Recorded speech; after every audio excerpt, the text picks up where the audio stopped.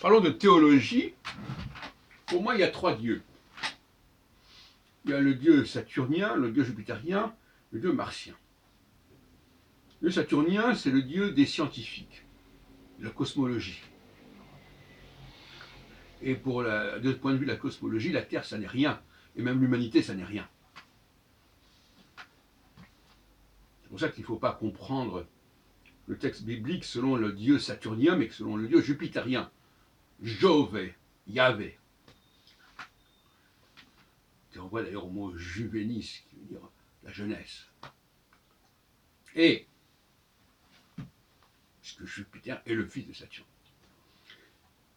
Zeus est le fils de Chronos. Et donc, le dieu jupitérien, lui, il s'occupe de notre terre, de notre humanité. Shamaim Vetahares, notre ciel, pas le ciel en général, notre ciel. Notre ciel, ça renvoie à l'astrologie, ça renvoie à Jupiter, qui est la planète Jupiter, justement. Et notre terre, ben c'est nous, mais c'est aussi ceux qui sont capables de capter l'énergie, l'information jupitérienne.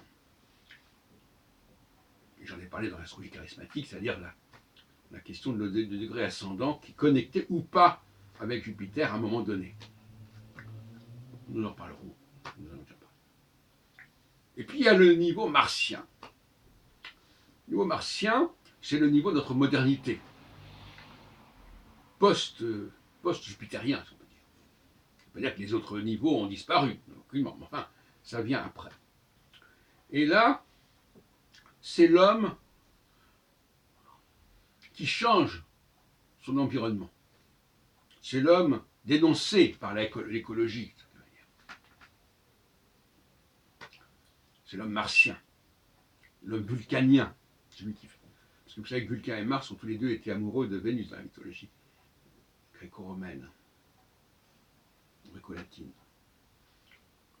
Donc il forge, par exemple, il crée la lunette, le télescope. Avec le télescope, on ne voit pas le monde, l'univers, le ciel, comme on le voyait avant.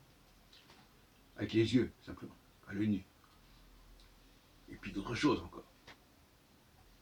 Mais en dehors de ce qu'on a construit techniquement, si on enlève l'élément technique, nous voyons les choses comme nous les voyaient nos ancêtres, nos prédécesseurs.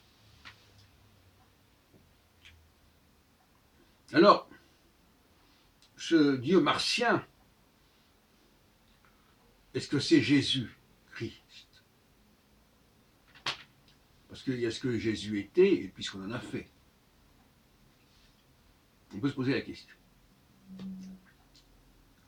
Donc, puisque, bon, sans vouloir faire de mauvaise plaisanterie, Mars est quand même un guerrier et que Jésus est mort crucifié.